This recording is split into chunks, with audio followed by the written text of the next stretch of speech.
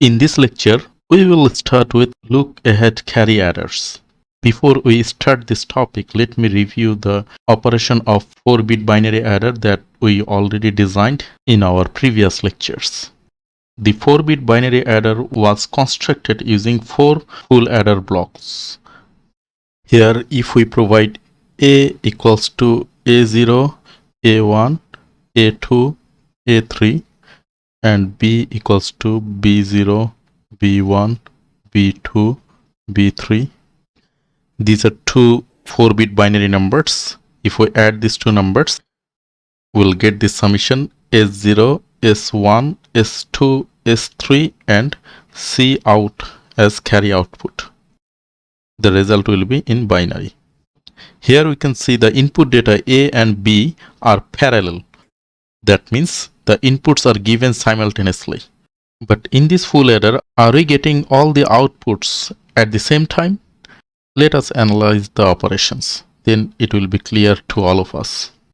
Here we can see for the first adder block, A0 and B0 will come together and initially C0 will be 0. So C0, A0, B0 will be added and we'll get S0. Once these three values are added, we'll get the corresponding C output of the first adder. Now this C output is the C in for the second adder, which is denoted by C1. So we have A1, B1 and C1, which is calculated after calculation of this full adder block number 1. So let's name this. This is full adder block 1, this is 2, this is 3, this is 4. Now even though our A1 and B1 are ready, after adding this A1 and B1 and C1, this C1 will not be updated if A0, B0 and C0 addition is not completed. C1 will be updated once this full adder block number 1 completes its operation. So if A0 plus B0 and C0 operation is completed, then we'll get the correct value of A0 and we'll get the correct value of C1. Then again C1 will be added with this B1 and A1 and we'll get the correct value of S1. After this correct value of C2 will be available here and that will be added with A2, B2. Now you see we are providing all this A2, B2, A3, B3, A1, B1, A0, B0 together, but we are not getting all the outputs together. So if each full adder block takes 2 nanosecond, for example 2 nanosecond to complete its operation, so C1 will be available after 2 nanosecond. Again after 2 nanosecond, when the C1 is here, it will take another 2 nanosecond to complete its operation. So C2 will be available after 4 nanosecond. Again once C2 is available here, then after 2 nanosecond C3 will be available. Then again after 2 nanosecond, this C4, that means correct value of C out will be available. So in order to get the correct summation value, we need to wait for 2 plus 2 plus 2 plus 2, that means 8 nanosecond. Now if we have 16-bit adder, 16-bit binary adder, then we'll have to wait for 16 nanosecond to get the correct summation output. So this is causing a time delay in addition process, and this time delay, which is occurred due to the carry propagation, is widely named as the carry propagation delay. So this is called the carry propagation delay. This carry propagation delay is one of the main drawbacks of this type of 4-bit binary adder, which is widely named as the ripple carry adders, where the carry output of each full adder is connected to the carry input of the next higher order stage, and the sum and the output carry of any stage cannot be produced until the input carry occurs. Now in order to reduce the operating time, we'll design the look ahead carry adders so that whenever we'll have A0, B0, A1, B1, A2, B2 and A3, B3 available, the corresponding input carries are calculated. Now if we recall the internal logic diagram of each full adder block, it will look like this. Suppose we have input AI, I equals to 0, 1, 2, 3, any integer value. I equals to 0 means A0, BI and CI. These are the inputs. 0 means C0. This is the first carry input. If I equals to 1, C1, that is the second carry input. Summation output will be SI and carry output will be C1, which is the input of the next carry. So summation output will be SI and the carry output will be CI plus 1. And we know that SI equals to AI XOR BI whole XOR CI, and CI plus 1, that means the carry output, which is the carry input of the next full adder block, can be written as AI BI plus AI XOR BI into CI. If we draw the logic diagram, it will look like this. We need one XOR gate here, another XOR gate here, one AND gate, another AND gate, and finally OR gate. So SI equal to AI XOR BI. We have AI XOR BI, and the output will be XORed with CI.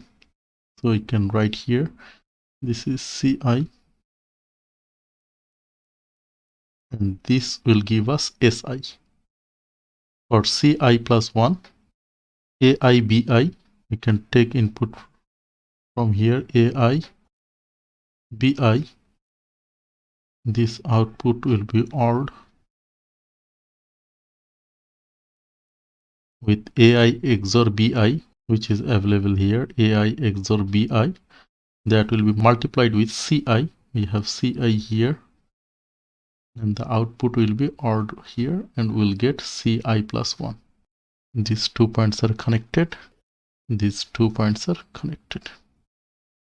Now let us name this intermediate position as PI, and this is GI. This GI is generally expressed as carry generation, and this PI is generally expressed as carry propagation. From here we can write PI is equals to AI XOR BI, and GI can be written as AI and BI. Finally, SI can be calculated, that is the summation, which is equals to PI XOR CI. And next carry, CI plus 1, can be calculated using GI plus PI into CI. Here it is to be noticed that PI and GI we are calculating, that is completely dependent on AI and BI, that means input. Whenever we have A and B available, that PI and GI will be readily available. So if we calculate our next carry using GI and PI, which depend on A and B, in that case the output will not be delayed by the carry propagation time. Here GI is called a carry generate, as it produces an output carry when both A and B are available, regardless of the input carry. And PI is called carry propagate because it is the term associated with the propagation of the carry from CI to CI plus 1.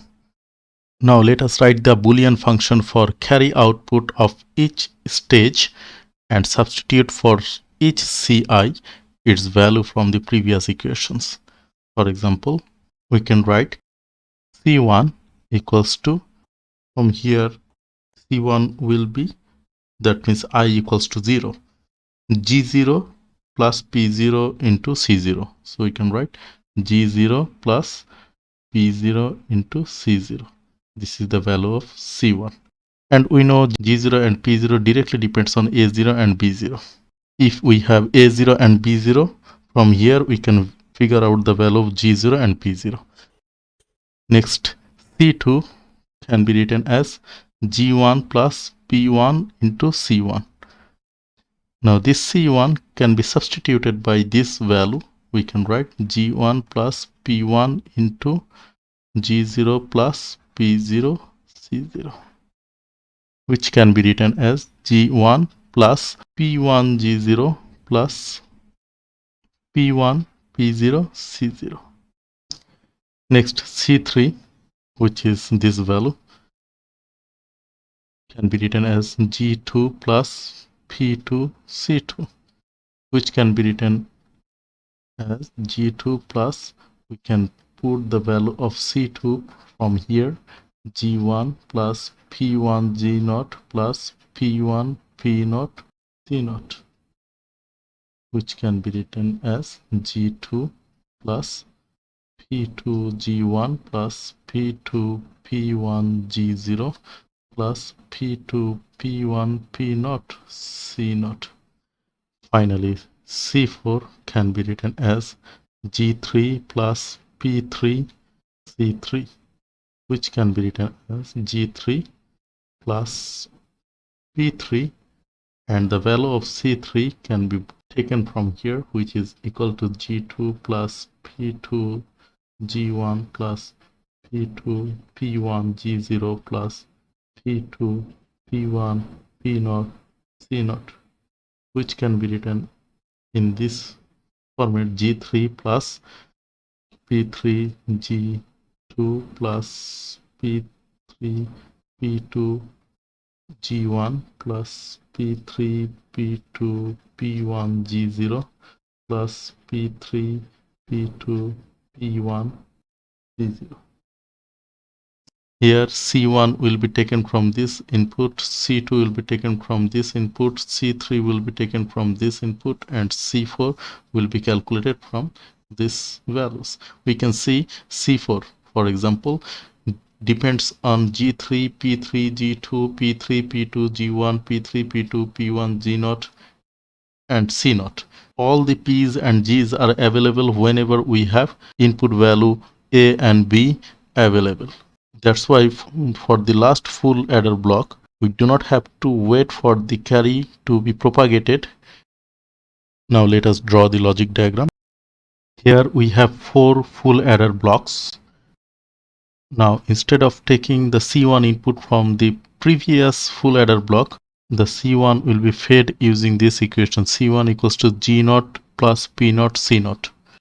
And we know Gi equals to Ai Bi and Pi equals to Ai XOR Bi.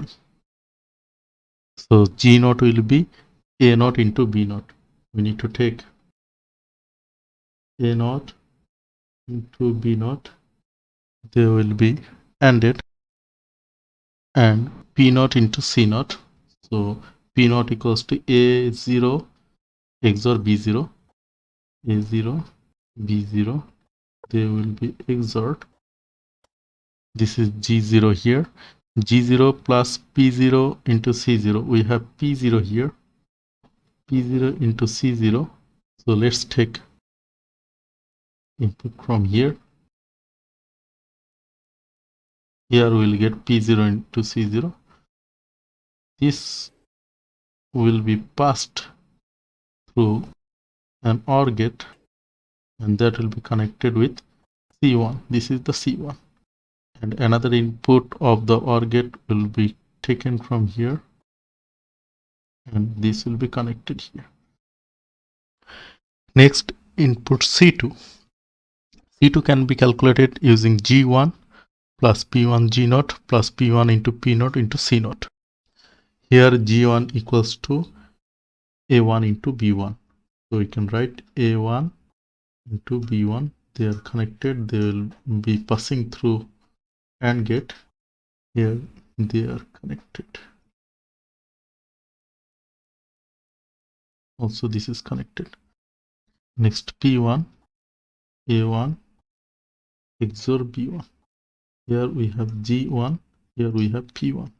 C2 will have the OR value of G1 or P1 G0 or P1 P0 C0. So we'll have OR input here. First input of the OR gate will come from G1. Second input of the OR gate will come from P1 into G0. We have P1. We need to multiply them using AND gate. P1 into G0. We have already calculated G0 here. They are connected here. And finally P1, P0, C0. We have P1 from here. They will be ANDed. This one is connected. And finally we need to take C0. And the output will pass through OR gate. And this OR output will be connected to C2. Next we'll draw the logic diagram for C3. For C3 we need G2, P2 and other values are available here. So G2 can be calculated using A2, B2. We need AND gate. A2 into B2 will give us G2 here. A2 XOR B2 will give us P2 here. So this is G2, this is P2. Now C3 equals to G2 plus P2 G1 plus P2 P1 G0 plus P2 P1 P0 C0. Let's start drawing. We need to have an OR gate here. The first input of OR gate will come from G2. Second input will come from P2 into G1. We have P2 here. This input will be ANDed with G1. We have G1 here, so G1 can be taken from here. And the output of this AND gate will be connected to the OR gate. Next P2, P1, G0, another AND gate. P2 can be taken from here. P1 can be taken from here. And take this from here. And G0, that G0 can be taken from here. This is the G0 line. So we can take the input from here. And the ANDed output will be sent through this OR gate. Next P2, P1, P0, C0. They will be ANDed. We can take P2 from here, P1 from here, P0 from here, P0 from here, and finally we can take C0 from here. The output of this AND gate will pass through this OR gate. So this is C3. Similarly, we can draw the logic diagram for C4 as well. The outputs here are G3 and P3 respectively. And the G3 output will be sent through this OR gate. Next P2 G2 will be sent through this OR gate. We can take P2 from here. Next P3 P2 G1. We need to write AND gate, and all the inputs will be sent through AND gate, and the output of the AND gate will be sent through the OR gate. Then P3 P2 P1 G0. You can take P3 from here, P2 from here, and P1 can be taken from this line, and G0 or G0 can be taken from this line. This is connected with G0, and the output will be sent through the OR gate. Finally P3 P2 P1 C0. I forgot to place P0 here. All the inputs, we can take P3 from here, P2 from here, P1 from here, and P0 from here. We have P0 here. We can connect P0 to this AND gate, and finally we need to connect C0. The output will be sent through the OR gate. So finally, this is the logic diagram for a 4-stage look ahead carry adder. And this carry adder will not have carry propagation delay like the one we designed earlier. However, this 4-bit adder requires a lot of gates, which will cause the cost increment. But this 4-bit binary adder with look-ahead carry generators will be definitely faster than the previously designed 4-bit binary adders.